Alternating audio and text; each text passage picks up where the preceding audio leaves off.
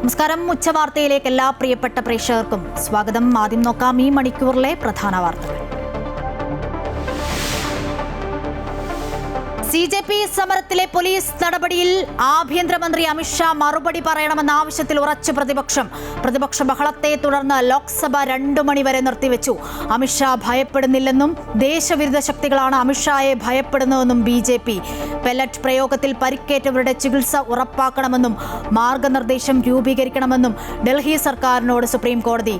അസാധാരണ സാഹചര്യങ്ങളിൽ pellet gun ഉപയോഗിക്കുന്നതിൽ പോലീസിനെ എങ്ങനെ വിലക്കുമെന്നും കോടതി. കശുവണ്ടി അഴിമതി കേസിൽ പ്രതിയായ KA രതീഷ് എങ്ങനെയാണ് സുപ്രധാന പദവികളിൽ തുടരുന്നതെന്ന് ഹൈക്കോടതി. രതീഷ് പദവിയിൽ തുടരാൻ അയോഗ്യൻ. സർക്കാരിനോട് വിശദീകരണം തേടി കോടതി. പോലീസ് അസോസിയേഷൻ പുനഃസംഘടനാ ഉത്തരവിൽ സർക്കാരിന് തിരിച്ചടി. ഉത്തരവിന് ഹൈക്കോടതി സ്റ്റേ.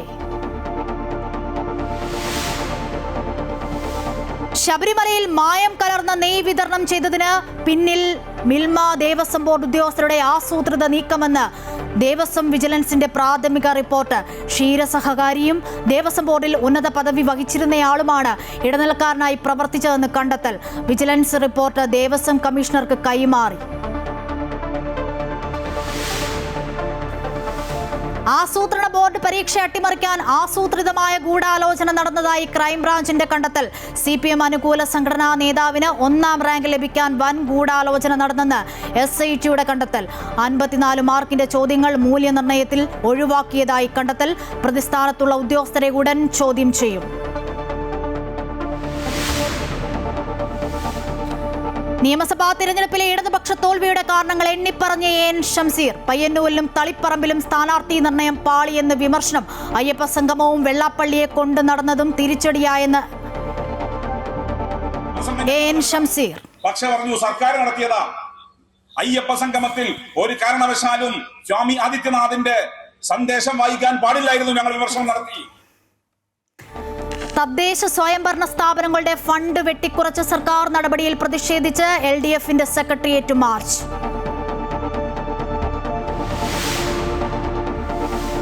കോട്ടയത്തെ നവജാത ശിശുക്കടത്ത് കേസിൽ പുതിയ വഴിത്തിരിവ്. 6 മാസം മുൻപ് കുട്ടിയെ വിറ്റത് തൊടുപുഴയിലാണെന്ന് പോലീസിന്റെ കണ്ടെത്തൽ.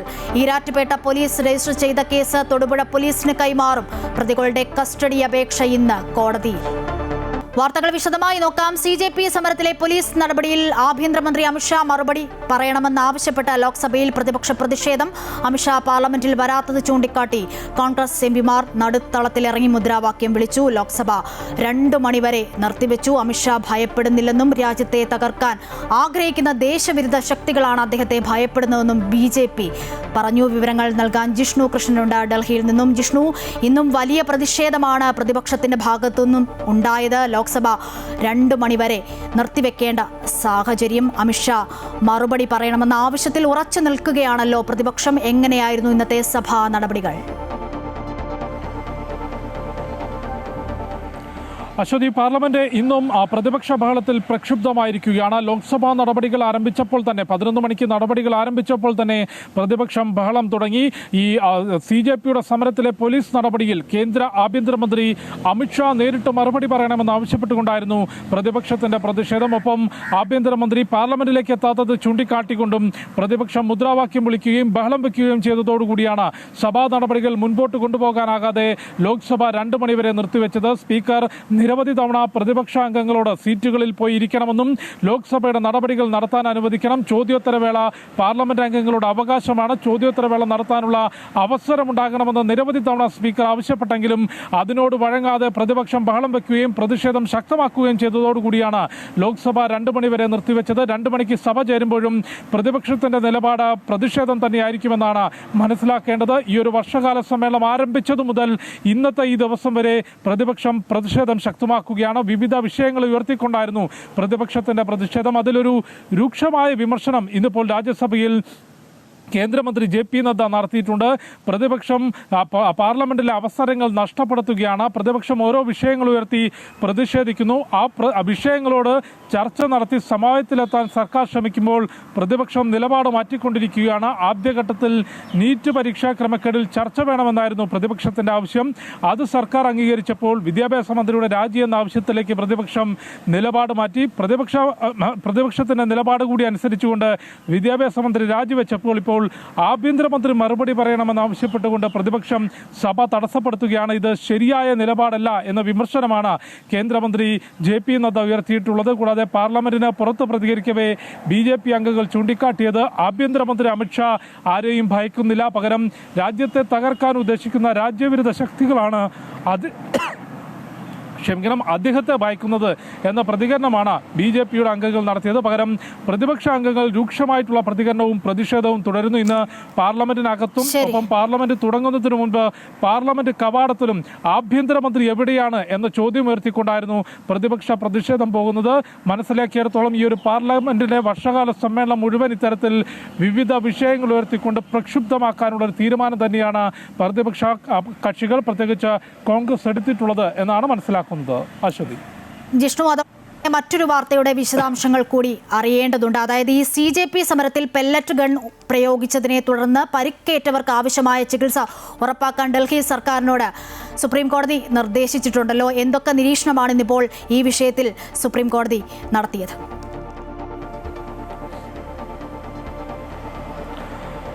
അശ്വതി, കോക്രോച്ച് ജനതാ പാർട്ടിയുടെ സമരത്തിൽ പെല്ലറ്റ് ഗൺ ഉപയോഗത്തിൽ നിരവധി ആളുകൾക്ക് പരിക്കേറ്റത് ചൂണ്ടിക്കാട്ടിക്കൊണ്ടുള്ള ഹർജിയാണ് സുപ്രീം കോടതിക്ക് മുൻപിലേക്ക് എത്തിയത്. ചീഫ് ജസ്റ്റിസ് സൂര്യകാന്ത് അധ്യക്ഷനായിട്ടുള്ള ബെഞ്ച് ഹർജി പരിഗണിച്ചു. നിരവധി വിഷയങ്ങൾ ഇതുമായി ബന്ധപ്പെട്ട് കോടതി വാക്കാലുള്ള പരാമർശങ്ങൾ നടത്തിയിട്ടുണ്ട്. ഒരു ഇടക്കാല നിർദ്ദേശം ഉത്തരവെന്നുള്ള രീതിയിൽ കോടതി പുറപ്പെടുവിച്ചിട്ടുള്ളത് പെല്ലറ്റ് ഗൺ അക്രമത്തിൽ പരിക്കേറ്റവർക്ക് ആവശ്യമായ ചികിത്സ ഉറപ്പാക്കണം എന്ന നിർദ്ദേശമാണ് കോടതി ഡൽഹി സർക്കാരിന് മുൻപിലേക്ക് വെച്ചിട്ടുള്ളത്. ഒപ്പം ഈ സമരത്തിൽ പോലീസ് നടപടിയിൽ പരിക്കേറ്റ എല്ലാവർക്കും മതിയായ ചികിത്സ നൽകണം എന്ന കാര്യം കൂടി കോടതി ഇടക്കാല ഉത്തരവിൽ വ്യക്തമാക്കിയിട്ടുണ്ട്. അതിനപ്പുറത്തേക്ക് നടത്തിയതെല്ലാം തന്നെ വാക്കാലുള്ള പരാമർശമാണ്. കോടതി നിരീക്ഷിച്ചത് പെല്ലറ്റ് ഗൺ ഉൾപ്പെടെയുള്ള ഇത്തരം പോലീസ് നടപടികൾക്കൊരു ആവശ്യമായ കൃത്യമായിട്ടുള്ള മാർഗനിർദ്ദേശങ്ങൾ രൂപീകരിക്കേണ്ടി വരും. അതോടൊപ്പം തന്നെ കോടതി വ്യക്തമാക്കിയത് ലാത്തി ചാർജും കണ്ണീർവാതകവും പ്രയോഗിച്ചിട്ടും അക്രമാസക്തമായ കൂട്ടത്തെ നിയന്ത്രിക്കുന്നതിന് അല്ലെങ്കിൽ ഒരു അസാധാരണമായ സാഹചര്യം നേരിടുന്നതിന് പോലീസ് പെല്ലറ്റ് ഗൺ ഉപയോഗിക്കുമ്പോൾ എങ്ങനെയാണ് അവരെ വിലക്കാനാവുക, അതെങ്ങനെ തടയാനാകും എന്ന നിരീക്ഷണം കൂടി സുപ്രീം കോടതി നടത്തിയിട്ടുണ്ട്. ഈ ഒരു വിഷയത്തിൽ സുപ്രീം കോടതിയുടെ അന്തിമ ഉത്തരവിൽ എന്തെല്ലാം നിരീക്ഷണങ്ങൾ ഉണ്ടാകും, എന്തെല്ലാം നിർദ്ദേശങ്ങൾ ഉണ്ടാകും എന്നുള്ളത് നിർണായകമാകും. ഒപ്പം കോക്രോച്ച് ജനതാ പാർട്ടിയുടെ സമരവുമായി ബന്ധപ്പെട്ടുള്ള പോലീസ് നടപടി ചോദ്യം ചെയ്തുകൊണ്ടും ഒപ്പം ആ സമരത്തിൽ പോലീസിനെതിരെ ഉണ്ടായിട്ടുള്ള അതിക്രമം ചോദ്യം ചെയ്തുമുള്ള ഹർജികളും കോടതിയുടെ പരിഗണനയിലുണ്ട്. നേരത്തെ ഈ ഹർജികൾ പരിഗണിക്കുമ്പോൾ സമാധാനപരമായിട്ടുള്ള പ്രതിഷേധങ്ങൾ അത് ജനാധിപത്യത്തിൽ ഉള്ളതാണെന്നും ഭരണഘടന അത് ഉറപ്പു നൽകുന്നുണ്ട് എന്നും ചീഫ് ജസ്റ്റിസ് അധ്യക്ഷനായ ബെഞ്ച് വ്യക്തമാക്കിയിരുന്നു.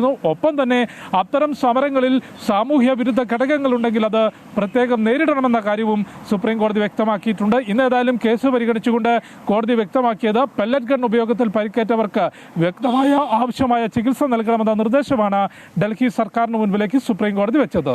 അശ്വതി. ശരി, വാർത്തയുടെ വിശദാംശങ്ങളാണ് ഡൽഹിയിൽ നിന്നും ജിഷ്ണു കൃഷ്ണൻ നൽകിയത്. മറ്റു വാർത്തകൾ നോക്കാം. കശുവണ്ടി അഴിമതി കേസിൽ പ്രതിയായ KA രതീഷ് എങ്ങനെയാണ് സുപ്രധാന പദവികളിൽ തുടരുന്നതെന്ന് ഹൈക്കോടതി. രതീഷ് പദവിയിൽ തുടരാൻ അയോഗ്യനെന്നും കോടതി നിരീക്ഷിക്കുന്നു. സർക്കാരിനോട് കോടതി വിശദീകരണം തേടിയിട്ടുണ്ട്. വിവരങ്ങൾ അഡ്വക്കേറ്റ് രാജേഷ് നൽകും. രാജേഷ്, വലിയ വിമർശനമാണ് ഈ വിഷയത്തിൽ ഹൈക്കോടതി ഇന്ന് ഉയർത്തിയത്. സർക്കാരിന് തിരിച്ചടി. വിവരങ്ങൾ എങ്ങനെ? അശ്വതി, ഈ കേസിൽ നിരന്തരം ഹൈക്കോടതിയുടെ വിമർശനം സർക്കാരുകൾ ഏറ്റുവാങ്ങിയിട്ടുണ്ട്. മുൻ സർക്കാരും ഇപ്പോഴത്തെ സർക്കാരും ഇവരെ സംരക്ഷിക്കുന്ന നിലപാട് സ്വീകരിക്കുന്നതിൽ ഹൈക്കോടതി നിശിതമായി വിമർശിച്ചിരുന്നു. പ്രോസിക്യൂഷൻ സാങ്ഷൻ നൽകുന്നതിന് തന്നെ ഹൈക്കോടതിയുടെ നിരന്തരമായ ഇടപെടലിന് ശേഷമാണ് അങ്ങനെ ഒരു പ്രോസിക്യൂഷൻ സാങ്ഷൻ. അതിലെ ആദ്യത്തെ ഉത്തരവിൽ ഹൈക്കോടതിയെ കുറ്റപ്പെടുത്തിക്കൊണ്ടുള്ള ഉത്തരവ്, അതിന് കോടതി ലക്ഷ്യം, ഇങ്ങനെ ഒരുപാട് കാര്യങ്ങൾക്ക് ശേഷമാണ് ഇപ്പോഴും ഹൈക്കോടതി വിമർശനം തുടരേണ്ട രീതിയിൽ തന്നെ സർക്കാർ മുന്നോട്ട് പോയിക്കൊണ്ടിരിക്കുന്നത്. ഇത്രയും പ്രധാനപ്പെട്ട പദവിയിൽ ഈ ഒരു CBI കേസിൽ പ്രതിയായ ഒരു വ്യക്തി എങ്ങനെയാണ് സുപ്രധാന പദവി ഇപ്പോഴും വഹിക്കുന്നത്? എന്തുകൊണ്ട് സർക്കാർ വകുപ്പ് തലത്തിൽ യാതൊരു നടപടിയും സ്വീകരിക്കുന്നില്ല? അദ്ദേഹത്തെ മാറ്റി നിർത്തുകയെങ്കിലും ചെയ്യേണ്ട ഒരു കടമ സർക്കാരിനുണ്ട്. പക്ഷേ ഇത്രയും വലിയ അഴിമതി കേസിൽ പ്രതിയായ ഒരു വ്യക്തി ഇപ്പോഴും പ്രിൻസിപ്പൽ സെക്രട്ടറി ആ പദവിയിൽ, അതാണ് ഹൈക്കോടതി ഇപ്പോൾ വിമർശിച്ചിട്ടുള്ളത്. അശ്വതി. രാജേഷ്, മറ്റൊരു കാര്യം കൂടി, ഇന്നിപ്പോൾ പോലീസ് അസോസിയേഷൻ പുനഃസംഘടനാ ഉത്തരവ് ഹൈക്കോടതി സ്റ്റേ ചെയ്തിട്ടുണ്ട്. എന്തൊക്കെ കാരണങ്ങൾ ചൂണ്ടിക്കാട്ടിയാണ് ഈ സ്റ്റേ വന്നിരിക്കുന്നത്? സർക്കാരിന്റെ അനുവാദത്തോടു കൂടി തന്നെയാണ് ഈ പോലീസ് പോലുള്ള സംഘടനകൾ, പോലീസ് അസോസിയേഷൻ പോലത്തെ സംഘടനകൾ രൂപീകരിക്കുന്നത്. അത് 4 സംഘടനകളിൽ ഒരു സംഘടനയുടെ പ്രവർത്തനമാണ് സർക്കാർ ഇടപെട്ട് മരവിപ്പിച്ചത്. ഇതൊരു മൗലികാവകാശ ലംഘനം ഉണ്ട് എന്ന് ചൂണ്ടിക്കാട്ടി അവർക്ക് സ്വതന്ത്രമായി പ്രവർത്തിക്കാനുള്ള ഒരു സർക്കാരിന് അങ്ങനെ തടയാനാവില്ല എന്നുള്ള രീതിയിലാണ് അവർ ഹൈക്കോടതിയെ സമീപിച്ചത്. താൽക്കാലികമായി ഹൈക്കോടതി ഇപ്പോൾ സർക്കാരിന്റെ നടപടി സ്റ്റേ ചെയ്തിരിക്കുകയാണ്. സർക്കാരിന്റെ ഭാഗം കൂടി കേട്ട ശേഷം, കാരണം ഏത് സാഹചര്യത്തിലാണ് ഇത്തരത്തിലൊരു ക്രമീകരണം ശരി, വിവരങ്ങളാണ് അഡ്വക്കേറ്റ് രാജേഷ് കൊച്ചിയിൽ നിന്നും നൽകിയത്. ശബരിമലയിൽ മായം കലർന്ന നെയ്യ് വിതരണം ചെയ്തതിനു പിന്നിൽ മിൽമ ദേവസ്വം ബോർഡ് ഉദ്യോഗസ്ഥരുടെ ആസൂത്രിത നീക്കമെന്ന് ദേവസ്വം വിജിലൻസിന്റെ പ്രാഥമിക റിപ്പോർട്ട്. ക്ഷീരസഹകാരിയും ദേവസ്വം ബോർഡിൽ ഉന്നത പദവി വഹിച്ചിരുന്നയാളുമാണ് ഇടനിലക്കാരനായി പ്രവർത്തിച്ചതെന്നാണ് കണ്ടെത്തൽ. വിജിലൻസ് റിപ്പോർട്ട് ദേവസ്വം കമ്മീഷണർക്ക് കൈമാറി. നാളെ ചേരുന്ന ദേവസ്വം ബോർഡ് യോഗം വിഷയം ചർച്ച ചെയ്യും. ശബരിമലയിൽ മിൽമയുടെ വ്യാജ നെയ്യ് എത്തിച്ചതിന് പിന്നിൽ ഉന്നതതലത്തിലെ ഗൂഢാലോചനയാണ് നടന്നിരിക്കുന്നത്. മിൽമ ഉദ്യോഗസ്ഥരും ദേവസ്വം ജീവനക്കാരും ഒത്തുകളിച്ചു എന്നാണ് ദേവസ്വം വിജിലൻസിന്റെ കണ്ടെത്തൽ. ദേവസ്വം ബോർഡിൽ അഡ്മിനിസ്ട്രേറ്റീവ് ഓഫീസർ പദവി വഹിച്ചയാളാണ് ഇടനിലക്കാരനായി പ്രവർത്തിച്ചത്. ഇയാളുടെ സ്വാധീനം ഉപയോഗിച്ചാണ് വിതരണ കരാർ ഉറപ്പിച്ചതും പമ്പയിൽ നിന്ന് പരിശോധനയില്ലാതെ നെയ്യ് സന്നിധാനത്തേക്ക് കടത്തിവിട്ടതും. ഇത് സംബന്ധിച്ച് ദേവസ്വം ബോർഡ് ഭരണസമിതിക്കും മിൽമ ഭരണസമിതിക്കും വിവരം ലഭിച്ചുവെങ്കിലും അന്വേഷണത്തിന് അവർ തയ്യാറായില്ല. ക്രമക്കേടുകൾ അക്കമിട്ട് നിരത്തിയാണ് ദേവസ്വം വിജിലൻസ് പ്രാഥമിക റിപ്പോർട്ട് സമർപ്പിച്ചിരിക്കുന്നത്. ഉദ്യോഗസ്ഥരുടെ സാമ്പത്തിക ഇടപാട് പരിശോധിക്കണമെന്നും ദേവസ്വം കമ്മീഷണർക്ക് നൽകിയ റിപ്പോർട്ടിൽ പറയുന്നു. വൻ തട്ടിപ്പാണ് നടന്നതെന്നും വിശദമായ റിപ്പോർട്ടിന് ഒരാഴ്ചത്തെ സാവകാശം വേണമെന്നും വിജിലൻസ് അറിയിച്ചു. ഗുണനിലവാരം കുറഞ്ഞ നെയ്യ് ശബരിമലയിൽ എത്തിച്ചതിലെ സാമ്പത്തിക നഷ്ടം അന്വേഷിക്കാൻ ക്ഷീരവികസന വകുപ്പ് ജോയിന്റ് ഡയറക്ടറുടെ നേതൃത്വത്തിലുള്ള സമിതിയെ സർക്കാർ നിയോഗിച്ചിട്ടുണ്ട്. നാളെ ചേരുന്ന ദേവസ്വം ബോർഡ് യോഗം വിഷയം ഗൗരവത്തോടെ ചർച്ച ചെയ്യും. അമൃത ന്യൂസ്, തിരുവനന്തപുരം. കോട്ടയത്ത് നവജാത ശിശു വിൽപ്പനയുമായി ബന്ധപ്പെട്ട കേസ് പുതിയ വഴിത്തിരിവിൽ. അറസ്റ്റിലായ സംഘം 6 മാസം മുൻപ് ഒരു കുട്ടിയെ തൊടുപുഴയിൽ വെച്ച് വിറ്റുവെന്നാണ് അന്വേഷണ സംഘത്തിന്റെ കണ്ടെത്തൽ. ഇതേ തുടർന്ന് പോലീസ് രജിസ്റ്റർ ചെയ്ത പുതിയ കേസ് തൊടുപുഴ പോലീസ് അന്വേഷിക്കും. അതേസമയം കേസിലെ 4ാം പ്രതി അനീന തസ്നി ജാമ്യത്തിനായുള്ള നീക്കം ആരംഭിച്ചു. നവജാത ശിശുക്കളെ വിൽപ്പന നടത്തുന്നതുമായി ബന്ധപ്പെട്ട് കോട്ടയം തീക്കോയിലിൽ അറസ്റ്റിലായ സംഘം 6 മാസം മുൻപ് ഒരു കുട്ടിയെ വിറ്റതായി അന്വേഷണ സംഘം ബുധനാഴ്ച സ്ഥിരീകരിച്ചിരുന്നു. തൊടുപുഴയിൽ വെച്ചാണ് ഈ കുട്ടിയെ കൈമാറിയതെന്നാണ് ഏറ്റവും ഒടുവിലത്തെ വിവരം. നിയമപരമായ കൈമാറ്റമല്ല നടന്നിരിക്കുന്നത് എന്ന് കോട്ടയം SP ഇന്നലെ വ്യക്തമാക്കിയിരുന്നു. കുട്ടിയെ വിറ്റവരെയും വാങ്ങിയവരെയും കുറിച്ചും പോലീസിന് വിവരം ലഭിച്ചിട്ടുണ്ട്.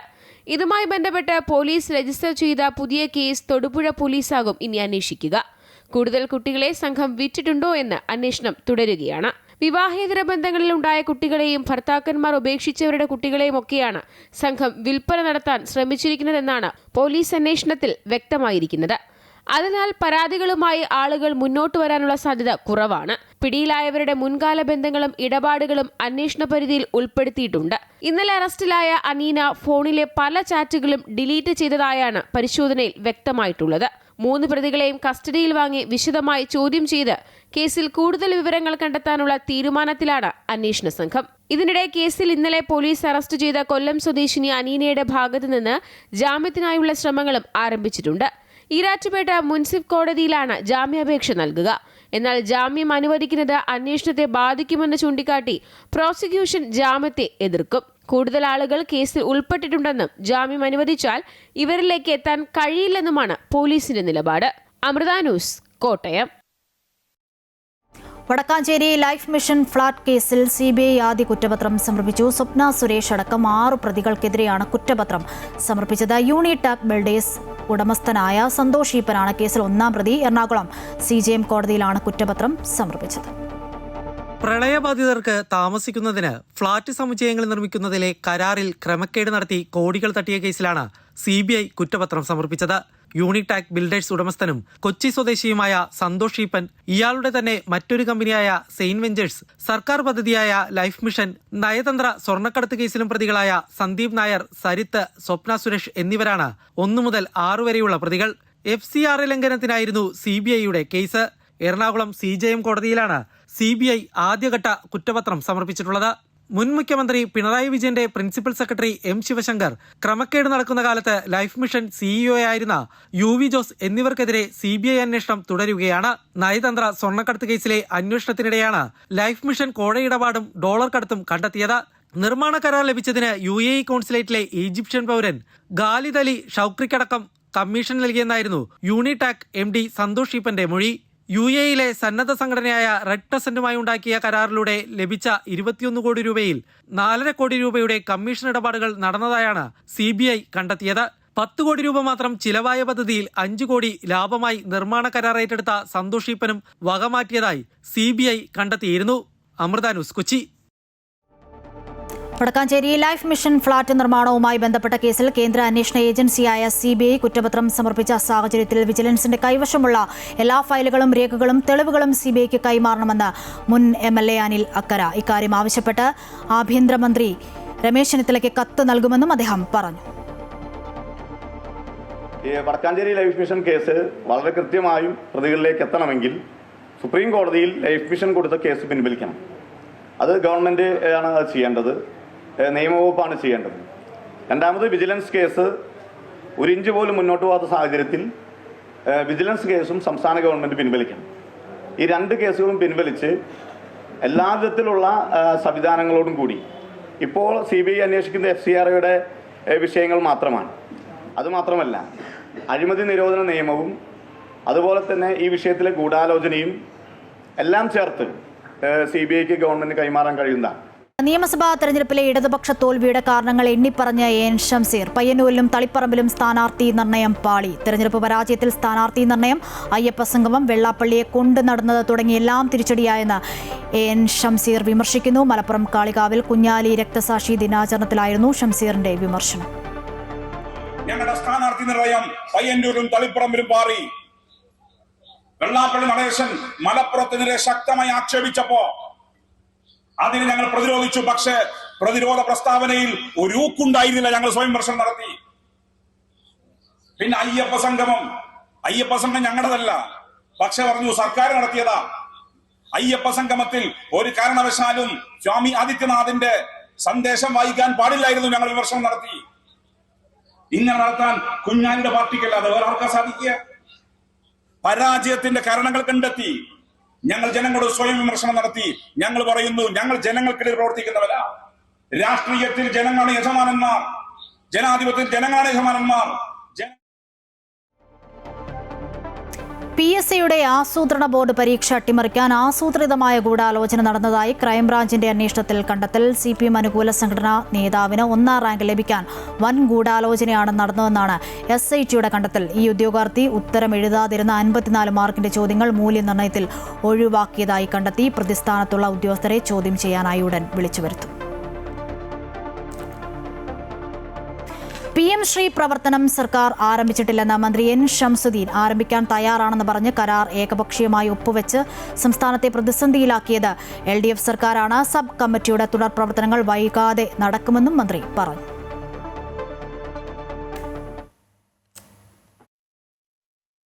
PM ശ്രീ കഴിഞ്ഞ ഗവൺമെന്റ് ഒപ്പിട്ടതിന്റെ പേരിൽ കിട്ടിയത് SSK ഫണ്ടാണ്. ഒപ്പിടാത്തത് കൊണ്ട് തടഞ്ഞു വെച്ചതും SSK ഫണ്ടാണ്. PM ശ്രീയുടെ ഫണ്ട് കിട്ടണമെങ്കിൽ PM ശ്രീയുടെ പ്രവർത്തനങ്ങൾ ആരംഭിക്കണം. അത് ആരംഭിച്ചു എന്ന് നമ്മൾ ആരും പറഞ്ഞിട്ടില്ല, ആരംഭിച്ചിട്ടില്ല എന്നുള്ളതും വസ്തുതയാണ്. ഇപ്പോഴത്തെ സാഹചര്യം എന്താണ്? ആരംഭിക്കാൻ റെഡിയാണ്, തയ്യാറാണ് എന്ന് പറഞ്ഞ് കഴിഞ്ഞ ഗവൺമെന്റ് കരാർ ഒപ്പുവെച്ചു.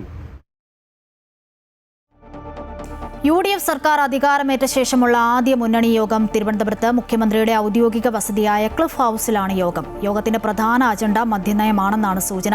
ബോർഡ് കോർപ്പറേഷനുകളിലെ സ്ഥാന വിഭജനവും നിയമനങ്ങളും ഘടകകക്ഷി മന്ത്രിമാരുടെ പേഴ്സണൽ സ്റ്റാഫ് നിയമനങ്ങൾക്കുള്ള അനുമതിയിലെ കാലതാമസം എന്നീ വിഷയങ്ങളും അജണ്ടയിൽ ഉൾപ്പെടുത്തിയിട്ടുണ്ട്. PM ശ്രീ പദ്ധതിയിൽ UDF കൈക്കൊള്ളുന്ന നിലപാട് നിർണായകമാകും. വഖഫ് ബോർഡ് പുനഃസംഘടന വൈകിപ്പിച്ചത് UDF സർക്കാരാണെന്ന മന്ത്രി N ഷംസുദ്ദീൻ. പ്രശ്നങ്ങളെല്ലാം ഉണ്ടാക്കിയത് കഴിഞ്ഞ LDF സർക്കാരാണെന്നും മന്ത്രി വിമർശിച്ചു.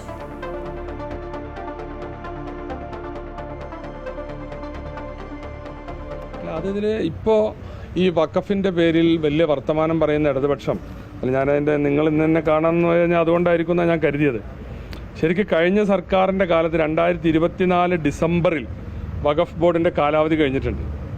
എന്നിട്ട് ഈ പുതിയ വഖഫ് നിയമം പാസ്സാകുന്നത് 2025 ഏപ്രിലാണ്. അപ്പോൾ 24 ഡിസംബർ കഴിഞ്ഞ് 25 ഏപ്രിൽ ആകുന്നതിനിടയിൽ 4 മാസമുണ്ട്. ഈ 4 മാസത്തിനിടയിൽ വഖഫ് ബോർഡ് പുനഃസംഘടിപ്പിച്ചിരുന്നുവെങ്കിൽ പഴയ നിയമപ്രകാരമുള്ള വഖഫ് ബോർഡാണ്. അവിടെ ഈ പറഞ്ഞ യാതൊരു പ്രശ്നങ്ങളുമില്ല. പക്ഷെ കുണ്ടറ കസ്റ്റഡി മർദ്ദനത്തിൽ പ്രതികരണവുമായി മന്ത്രി PC വിഷ്ണുനാഥ്. ആരോപണ വിധേയനായ പോലീസുകാരനെതിരെ നടപടിയുണ്ടായിട്ടുണ്ട്. ഇയാൾക്കെതിരെ മുൻപും പരാതികൾ ലഭിച്ചിരുന്നു. കസ്റ്റഡി മരണത്തിൽ ജില്ലാ ക്രൈംബ്രാഞ്ച് അന്വേഷണം നടത്തുകയാണെന്നും അന്വേഷണത്തിന്റെ അടിസ്ഥാനത്തിൽ തുടർ നടപടികൾ ഉണ്ടാകുമെന്നും മന്ത്രി തൃശൂരിൽ പറഞ്ഞു. ക്രൈംബ്രാഞ്ചിൻ്റെ ജില്ലാ യൂണിറ്റാണത് ഇപ്പോൾ അന്വേഷിക്കുന്നത്. ഇതിൽ ആക്ഷേപത്തിന് വിധേയനായ രണ്ടാമത്തെ ഉദ്യോഗസ്ഥനും ഇതിനു മുമ്പും വളരെ അധികം ഇത്തരത്തിലുള്ള മോശം പെരുമാറ്റത്തിൻ്റെ ആക്ഷേപം നേരിട്ട ആളാണ്. ഉത്സവപ്പറമ്പിൽ നിന്നും കസ്റ്റഡിയിലെടുത്ത ചില ആളുകൾക്ക് നേരെ മോശം പെരുമാറ്റം ഉണ്ടായിരുന്ന നിലയിൽ മറ്റൊരു പരാതി ഉണ്ടായിരുന്നു. അപ്പോൾ ഈ കേസ് പോലീസ് അന്വേഷിക്കട്ടെ, അന്വേഷിച്ചിട്ട് അതിൻ്റെ കാര്യങ്ങൾ പുറത്തു വരട്ടെ. പക്ഷേ ഇയാൾക്കെതിരെ നിലവിൽ മോശം പെരുമാറ്റത്തിൻ്റെ ചരിത്രമുള്ള ആളാണ്.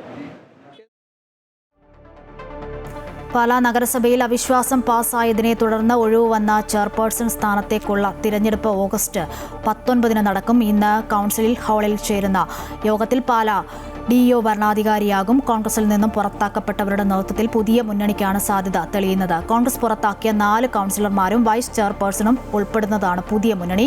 ഈ മുന്നണിക്ക് പിന്തുണ നൽകി ഭരണം നിയന്ത്രിക്കാനാണ് LDF നീക്കം. കേരള കോൺഗ്രസ് എം ഉൾപ്പെടുന്ന LDFന് 12 കൗൺസിലർമാരുടെ പിന്തുണയുണ്ട്. ഇവർ പുതിയ മുന്നണിക്ക് പിന്തുണ നൽകുന്നതോടെ 17 അംഗങ്ങളുടെ പിന്തുണയാകും. പുതിയ മുന്നണിയും LDFും ഇക്കാര്യത്തിൽ ഏകദേശ ധാരണയായതായാണ് സൂചന. UDF പക്ഷത്തു നിന്നും അവിശ്വാസത്തെ പിന്തുണച്ചവരിൽ മുതിർന്ന അംഗങ്ങളായ മായ രാഹുൽ, ലിസിക്കുട്ടി മാത്യു എന്നിവർക്ക് ഓരോ കാലയളവിലേക്ക് അധ്യക്ഷ സ്ഥാനം നൽകാനാണ് സാധ്യത. ആലുവയിൽ 12 വയസ്സുകാരിയെ കാണാതായ കേസിൽ കുട്ടിയോടൊപ്പം ഉണ്ടായിരുന്ന പ്രതി അഭിജിത്തിന് ക്രിമിനൽ പശ്ചാത്തലമുണ്ടെന്ന് പോലീസ്. അഭിജിത്ത് നേരത്തെ ലഹരിക്കേസിൽ പ്രതിയായിരുന്നു. 2023 കൊല്ലം ഓച്ചിറ സ്റ്റേഷനിലാണ് അഭിജിത്തിനെതിരെ കേസുള്ളത്. പെൺകുട്ടിയുമായി ഡൽഹിയിലേക്ക് വരാൻ പറഞ്ഞ അഭിജിത്തിനെ സഹായിച്ച സുഹൃത്തിനെയും ചോദ്യം ചെയ്യും. പ്രതി അഭിജിത്തിനെയും പെൺകുട്ടിയെയും ആലുവ വെസ്റ്റ് സ്റ്റേഷനിൽ എത്തിച്ചു. ആലുവയിൽ നിന്നും കാണാതായ 12-കാരിയെ മഹാരാഷ്ട്രയിലെ പൂനെയിൽ നിന്നുമാണ് കഴിഞ്ഞ ദിവസം കണ്ടെത്തിയത്. കൊല്ലം കുളത്തൂപ്പുഴയിൽ കാട്ടുപോത്തിന്റെ ആക്രമണത്തിൽ മരിച്ച ബഷീറിന്റെ മൃതദേഹം പോസ്റ്റ്മോർട്ടത്തിനായി മാറ്റി. ബഷീറിന്റെ കുടുംബത്തിന് 10 ലക്ഷം രൂപ നഷ്ടപരിഹാരം നൽകുമെന്നും പുനലൂർ DFO അറിയിച്ചു. ഇതിൽ 5 ലക്ഷം അടിയന്തരമായി അനുവദിക്കുമെന്നും ശേഷിക്കുന്ന തുക നടപടിക്രമങ്ങൾ പൂർത്തിയാകുന്ന മുറയ്ക്ക് വിതരണം ചെയ്യുമെന്നും DFO വ്യക്തമാക്കി. കൂടാതെ സംസ്ഥാന ദുരന്ത നിവാരണ അതോറിറ്റിയിൽ നിന്നും കുടുംബത്തിന് 4 ലക്ഷം ലഭ്യമാക്കാനുള്ള നടപടികളും സ്വീകരിക്കുമെന്ന് അറിയിച്ചിട്ടുണ്ട്. ബഷീറിന്റെ കുടുംബത്തിലെ ഒരാൾക്ക് വനം വകുപ്പിൽ ജോലി നൽകണമെന്ന ആവശ്യം ഉന്നതതലത്തിൽ ചർച്ച ചെയ്യുമെന്നും അധികൃതർ അറിയിച്ചു. ഇന്ന് പുലർച്ചെ കുളത്തൂപ്പുഴ ജംഗ്ഷനിലേക്ക് നടന്നു പോകുന്നതിനിടയിലാണ് ചുമട്ടുതൊഴിലാളിയായ ബഷീറിനെ കാട്ടുപോത്ത് ആക്രമിച്ചത്. സംഭവത്തെ തുടർന്ന് നാട്ടുകാർ പ്രതിഷേധവുമായി രംഗത്തെത്തുകയും മൃതദേഹം സംഭവസ്ഥലത്ത് നിന്നും മാറ്റാതെ മണിക്കൂറുകളോളം പ്രതിഷേധം തുടരുകയും ചെയ്തു. തുടർന്ന് അധികൃതരുമായി നടത്തിയ ചർച്ചകൾക്കൊടുവിലാണ് മൃതദേഹം പോസ്റ്റ്മോർട്ടത്തിനായി മാറ്റിയത്. നല്ല നേരം വെളുത്തതിന് ശേഷമാണ് ഈ സംഭവം നടന്നിരിക്കുന്നത്. ഇവിടെ ഈ കാട്ടുപോത്തിന്റെ ശല്യം കുറേ നാളുകളായിട്ടുള്ളതാണ്. വാഹനങ്ങൾക്ക് നേരെയും മനുഷ്യർക്ക് നേരെയും ഒക്കെ ധാരാളം ആക്രമണങ്ങൾ നടന്നിട്ടുണ്ട്. 16 ഏക്കറിൽ 2 വർഷം മുമ്പ് ഒരു കുട്ടി കളിച്ചോണ്ടിരുന്ന കുട്ടിയാണ് കാട്ടുപോത്ത് ആക്രമിച്ച് എത്രയോ നാളതിൻ്റെ പഠിത്തം മുടങ്ങിയത് ആശുപത്രിവാസമായിരുന്നു. ഈ കാട്ടുപോത്തിന്റെ ശല്യം സന്ധ്യയ്ക്ക് തൊട്ട് താഴ്വശത്ത് 4 എണ്ണം ഇന്നത്തെ രാത്രി നിൽക്കുന്നുണ്ട്. ലൈറ്റ് അടിച്ച് നോക്കിയത് അത് രാത്രി കയറി പോയിട്ട് രാവിലെ വെളുപ്പിനെ ഇറങ്ങി വരുന്ന ഈ ഓഫീസിലേക്ക്. അതാണ് സംഭവം. നിത്യം ഇത് തന്നെയാണ്. കേരള ജനതയുടെ മനസ്സിൽ ഉണങ്ങാത്ത മുറിവായി മാറിയ ചൂരൽമല മുണ്ടക്കൈ ഉരുൾപൊട്ടൽ ദുരന്തത്തിന് ഇന്ന് 2 ആണ്ട്. ദുരന്തത്തിൽ ജീവൻ പൊലിഞ്ഞവരുടെ ഓർമ്മ പുതുക്കി ചൂരൽമല മുണ്ടക്കൈ നിവാസികൾ വീണ്ടും ഒത്തുചേർന്നു. പുത്തുമലയിലെ ഹൃദയഭൂമിയിൽ സർവ്വമത പ്രാർത്ഥനയും പുഷ്പാർച്ചനയും നടന്നു. മന്ത്രി AP അനിൽകുമാർ, T സിദ്ദിഖ്, ജില്ലാ കളക്ടർ മേഘശ്രീ, മറ്റ് ജനപ്രതിനിധികൾ തുടങ്ങിയവർ പങ്കെടുത്തു. ഫേസ് 1 ലാൻഡ് സ്ലൈഡ് അസോസിയേഷന്റെ നേതൃത്വത്തിൽ രാവിലെ 7 മണിയോടെയായിരുന്നു കൽപ്പറ്റ ടൗൺഷിപ്പിലെ പുഷ്പാർച്ചന. ചൂരൽമലയിൽ നടന്ന പുഷ്പാർച്ചനയിൽ വെള്ളാർമല സ്കൂളിലെ മുൻ അധ്യാപകൻ ഉണ്ണിമാഷും ഉൾപ്പെടെയുള്ള അധ്യാപകരും നാട്ടുകാരും പങ്കെടുത്തു. രാമ രാമ ജയ സീതാരാമ. കർക്കടക മാസത്തിലെ ധന്യമായ നാലമ്പല തീർത്ഥാടന കേന്ദ്രങ്ങളിൽ ഒന്നാണ് തൃപ്രയാർ ശ്രീരാമസ്വാമി ക്ഷേത്രം. ശാന്തമായ അന്തരീക്ഷം, ചൈതന്യം, ചരിത്രപരമായ പ്രാധാന്യം എന്നിവ ഒത്തുചേർന്ന ക്ഷേത്രത്തിൽ രാമായണ മാസത്തിൽ ഭക്തജന പ്രവാഹമാണ്. തൃശൂർ ജില്ലയുടെ പടിഞ്ഞാറ് ഭാഗത്തായുള്ള തൃപ്രയാർ ശ്രീരാമക്ഷേത്രം ഇന്ന് ലോകപ്രസിദ്ധമാണ്. രാമായണ മാസം ഭക്തജനങ്ങൾ ഇവിടേക്ക് ഒഴുകിയെത്തും. രാമമന്ത്രം ജപിച്ച നാലമ്പല ദർശനത്തിനെത്തുന്ന ഭക്തർ ആദ്യം വണങ്ങുന്നത് തൃപ്രയാറപ്പനെയാണ്.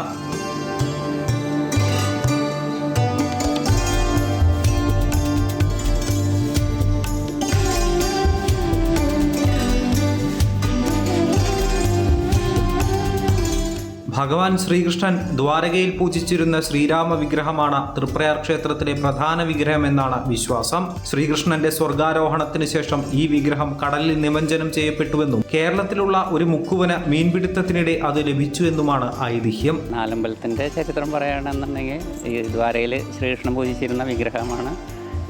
ആ 4 പ്രളയത്തിൽ പെട്ട് ഇതിൽ വന്നപ്പോഴാണ് അത് കടലിൽ കടലിൽ നിന്ന് വിറക് കിട്ടി അത് നാടുവഴി 4 ദിക്കിലായിട്ട് സമർപ്പിച്ചതായിട്ടാണ് പറയുന്നത്. അതിൽ ആദ്യത്തെ തൃപ്രയാർ ശ്രീരാമസ്വാമി ക്ഷേത്രം, രണ്ടാമത്തെ കൂടൽമാണിക്യ ക്ഷേത്രം, ഭരതക്ഷേത്രം, മൂന്നാമത്തെ ലക്ഷ്മണ പെരുമാൾ ക്ഷേത്രം മൂഴിക്കുളം, നാലാമത്തെ പായ്മൽ ശത്രുഘ്ന ക്ഷേത്രം, അങ്ങനെ ഇതായിട്ടുണ്ട്. നാലമ്പല ദർശനം എന്ന് പറഞ്ഞാൽ കർക്കിടക മാസത്തിൽ നല്ലൊരു രാമായണ മാസമായിട്ടും ആചരിക്കുന്ന കാരണം നല്ലൊരു തിരക്ക് അനുഭവപ്പെട്ട് വരുന്നുണ്ട്. തൃപ്രയാർ എന്ന പേരിനും ഐതിഹ്യങ്ങൾ നിരവധിയുണ്ട്.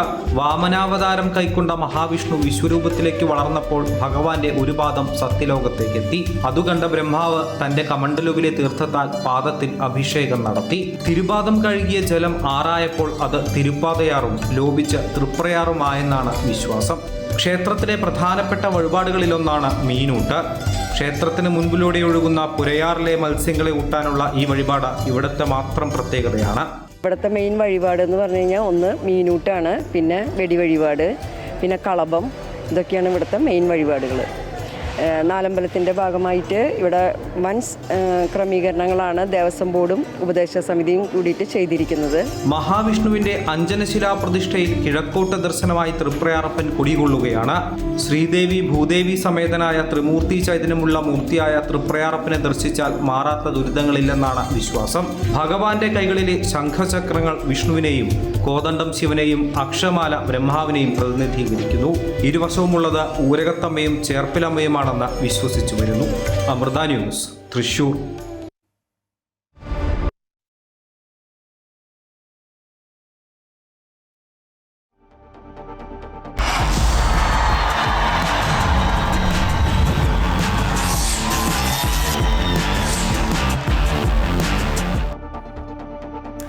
കോമൺവെൽത്ത് ഗെയിംസിന്റെ കുതിപ്പ് തുടർന്ന് ഇന്ത്യ 1 സ്വർണവും 2 വെള്ളിയുമാണ് ഇന്ത്യ ഒടുവിൽ നേടിയത്. പാരാ അത്ലറ്റിക്സിൽ പുരുഷന്മാരുടെ 10 മീറ്റർ T47 ഫൈനലിൽ ദിലീപ് മഹാദൂഗാവിത്താണ് സ്വർണം നേടിയത്. മലയാളി താരം മുഹമ്മദ് ബാസിലിനാണ് വെള്ളി. 10.83 സെക്കൻഡിലാണ് ബാസിൽ രണ്ടാമതെത്തിയത്. ലോങ് ജമ്പിൽ മലയാളി താരം M ശ്രീശങ്കർ വെള്ളി നേടി. രണ്ടാം ശ്രമത്തിൽ 8.9 മീറ്റർ ദൂരം ചാടിയാണ് മെഡൽ നേട്ടം. ആദ്യം 3 ശ്രമങ്ങൾ പൂർത്തിയായപ്പോൾ ഗോൾഡ് പൊസിഷനിലുണ്ടായിരുന്ന ശ്രീശങ്കറിനെ 4-ാം ശ്രമത്തിൽ ജമൈക്കൻ താരം തജായ് ഗെയിലാണ് പിന്തള്ളിയത്. 2022-ലും ശ്രീശങ്കർ വെള്ളി നേടിയിരുന്നു. അങ്കുഷ് യാദവ്, സാക്ഷി ചൗധരി, അരുന്ധതി ചൗധരി, സച്ചിൻ സിവാച്ച്, നരേന്ദ്ര ബർവാൾ, ജേസ്മിൻ ലംബോരി എന്നിവർ ബോക്സിംഗ് സെമി ഫൈനലിലെത്തി മെഡൽ ഉറപ്പിച്ചു. ഇതോടെ ഉച്ചവാർത്ത പൂർണ്ണമാകുന്നു. കൂടുതൽ വാർത്തകൾക്കായി അമൃത ന്യൂസിന്റെ യൂട്യൂബ് ചാനൽ സന്ദർശിക്കുക. നമസ്കാരം.